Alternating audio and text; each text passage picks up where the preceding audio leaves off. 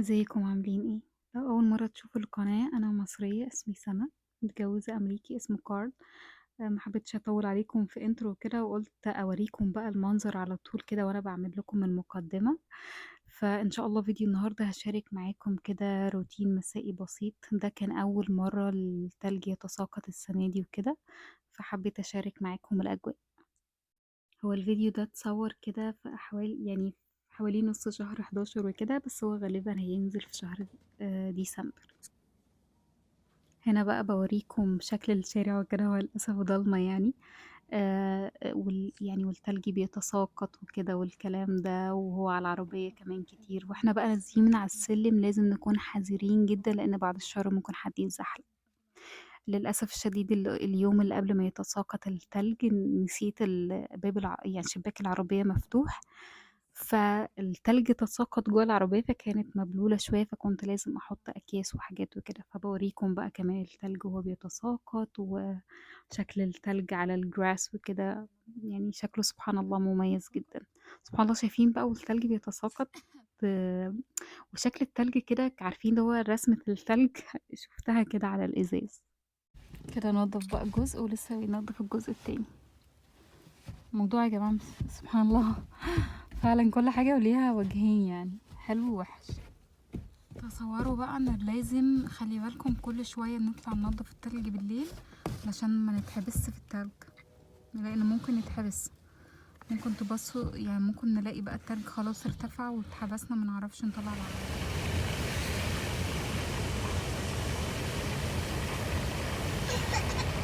شايفين العربيات دي بقى، هي دي العربيات بتنضف التلج في الطريق.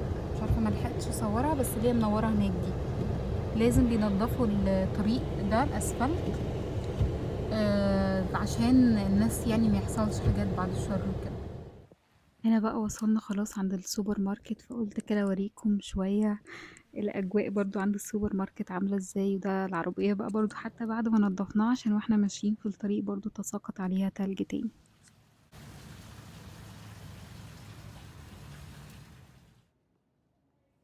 قلت بقى اخدكم كده جولة سريعة في السوبر ماركت. هو مش سوبر يعني، بيكون زي عارفين زي نظام كارفور، فبيكون فيه برضو لبس وكده.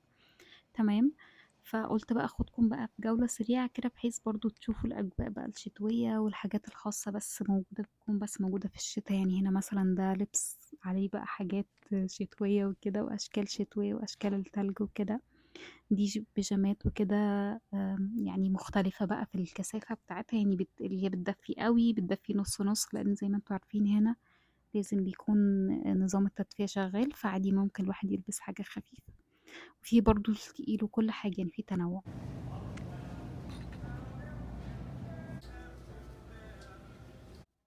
هنا في الكريسماس وكده زي حتى في الأفلام لما بنشوف دايما لازم يجيبوا لبعض هدايا وكده، فده جزء بقى خاص فيه هدايا حاجات كده على شكل ستاربكس اللي هو المجات وبيبقى معاها شوكولاتة ومعاها مثلا قهوة والكلام ده وكده.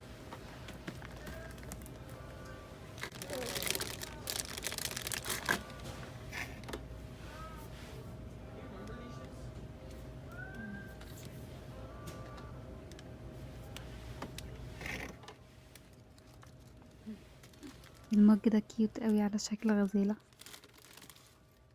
المج اللي بعده بقى على شكل رجل تلج.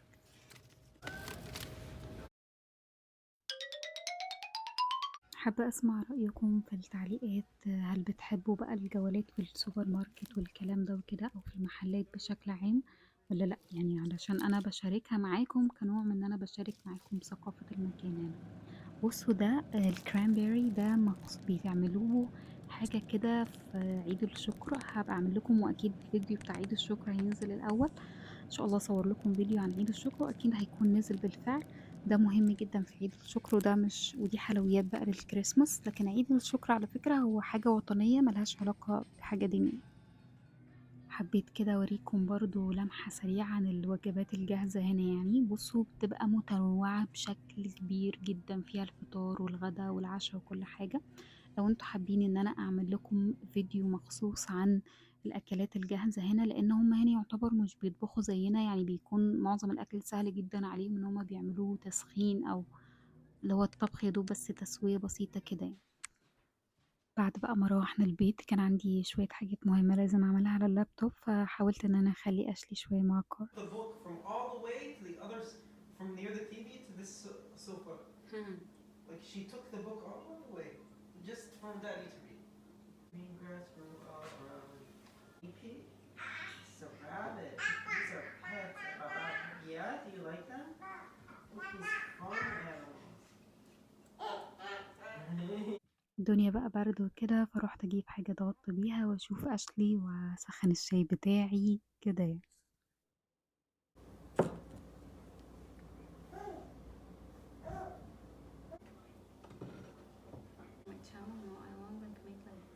Hi.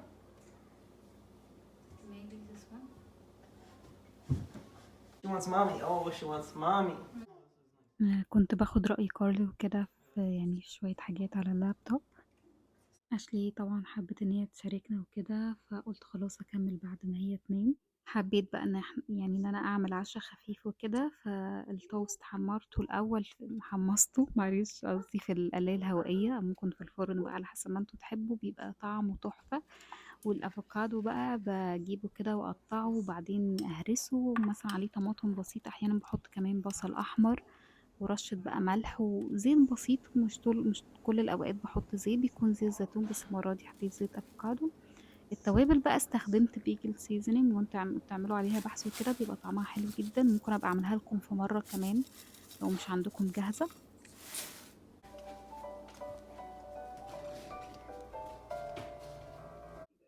هنعمل بقى مشروب ساخن كده شوكولاتة برضه المرّة اللي فاتت شاركت معاكم شوكولاتة ساخنة وكده، بس المرّة دي بطريقة مختلفة هاحط الشوكولاتة والمُحلّى بقى اللي أنتم بتحبوه، رشة قرفة، شوية نسكافيه، بعد كده بقى يعني جوز هند powder وكده، فبيدّيها طعم مميز، وهنا هاحط برضه يعني كريمة طبخ، بحيث إن هي برضه تدّيها طعم كده يكون غني، لإن أنا مش باستخدم لبن، هاستخدم لبن لوز.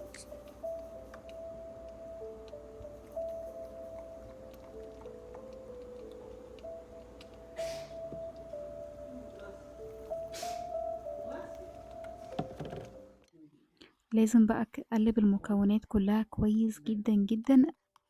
أنتم ممكن تعملوها عادي على النار، بس أنا هاحطها في الميكروويف، باوريكم الغطا ده باحطه فوق الحاجات علشان الدنيا ما تتبهدلش جوه الميكروويف، هاحطه يعني لمدة دقيقة، بس هازود وقت تاني بعد كده دقيقة تانية.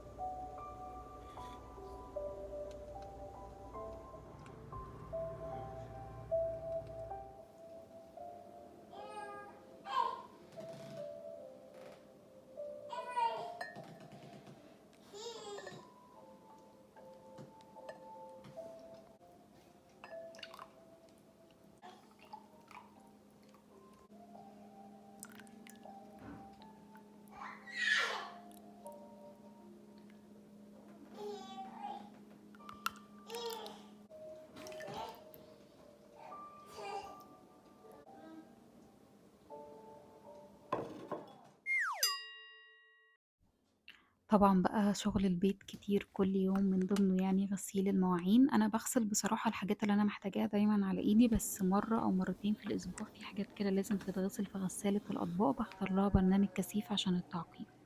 هنا طبعًا مشروب الشوكولاتة بِرِد لإني انشغلت، فحطيت عليه تلج وشربته ساقع.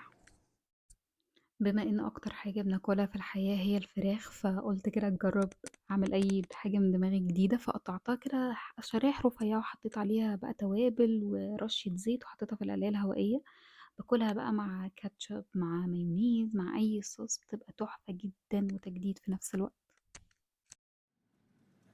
بما إننا في الشتا عايزة أقول لكم هنا الجو هنا بسبب تقريبًا نظام التدفئة وكده، فالبشرة دايمًا بتكون جافة حتى لو بشرة دهنية، فقُلت أحط ماسك كده على وشي، ماسك sheet يعني كوري، فيرطب البشرة شوية. ده كتكوت، كتكوت وفرخة. إيه رأيك؟ صح، عندِك حق. ده ده إيه؟ ده سمكة. سمكة؟ قُلت أشارك معاكم كده خلطتي للتوابل، بجد بتخلّي الأكل طعمه حلو. ده اللي هو قليل جدًا قرنفل، كام واحدة كده طحنتهم مع اللي هي الحبة الكاملة أو الحبة الصيني تقريبًا بيقولوا عليها، تمام. انا هحط توابل كتير بقى. وده شويه هحط شويه اسمه ايه ده، كزبره. كنت جايباها من مصر عشان الكزبره هنا مفيش كزبره في امريكا الا في المحلات العربي يعني. فهحط شويه كزبره. كركم قليل جدا، شويه قليل جدا عشان ما يبقاش طعمه طاغي يعني. وده اللي هو الكاري اللي هو العادي، تمام، مش حراق. فهحط برضو شويه. انا للاسف مش عندي شطه، او تقريبا عندي شطه كوري، هستخدم شويه. تمام. بعد كده ده اللي هو التشيلي باودر، مش عارفه بقى بالعربي ايه، بس هو مش شطه يعني، هو شبه الشطه. تمام. مش بابريكا تقريبا، ده بيبقى مختلف عن البابريكا. ودي بقى بابريكا، هحط شويه حلوين يعني، عشان المفروض تبقى بابريكا مدخنه، بس للاسف ما كانش عندي. على فكره الخلطه دي يعني انا عملتها مع نفسي، بس بصراحه بتدي الاكل طعم حلو. واما باجي اعمل اكل مش بحتار بقى كل شويه في التوابل والكلام ده. وبعد كده بقى عندي شويه جنزبيل، احط شويه كده، شويه قليل يعني. المفروض برضو كنت عامله كمون، بس ده بقى فلفل اسود، هحط كل الفلفل الاسود. ده ملح هيمالايا، على حسب بقى الملح اللي انتوا تستخدموه. فاحط بقى كل الباقي ملح.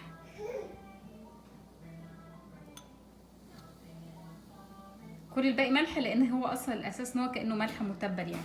عشان كده لما تيجوا مثلا تستخدموه حطوا شويه قليلين، عشان هو كده هيبقى مالح خلاص. بصوا ده اسمه ايه ده، سكر. بس المفروض انتوا مثلا ممكن تحطوا سكر لو انتوا بتستخدموا سكر عادي. ده زي محلى كده، زي ستيفيا يعني والكلام ده. فهحط برضو ايه، بيدي طعم، عشان بيدي طعم مدخن كده للاكل، وبيدي طعم يعني، بيدي طعم مميز وكده. وده بقى اللي هو اللي هوريكم، اللي هي الشطه الكوري. تمام. الفلفل الاحمر الكوري يعني. هستخدم بقى ايه، هستخدم شويه دول. وهقلب بقى كل المكونات مع بعض. زي ما قلت لكم كنت بحط كمون وكده، بس مش عندي كمون. بصوا انا قلبت بقى كل المكونات مع بعض. شايفين الملح هو الاساس يعني، بس بيبقى طعمها حلو قوي. بتبقى جاهزه زي ما بقول لكم، بتدي طعم كده مدخن شويه. كمان لو البابريكا يعني بتكون مدخنه، بيكون احلى كمان بكتير. جربوها بجد هتعجبكم قوي. تبقى جاهزه بقى لاي عشان مش كل شويه مثلا ما تيجوا تتبلوا فراخ او تتبلوا حاجه تاخد وقت. هي كمان يعني تقريبا كده ممكن احط شويه بابريكا كمان تقريبا، وشويه ملح كمان يعني. هامله بقى عشان احط في كذا علبه يعني. هكمل بس عشان الطبق ما اخدش غير دول. اتمنى ان انتم تكونوا استمتعتوا بالفيديو، وشكرا لاي حد وصل للنقطه دي من الفيديو لاخر الفيديو. اشوفكم في فيديو جديد.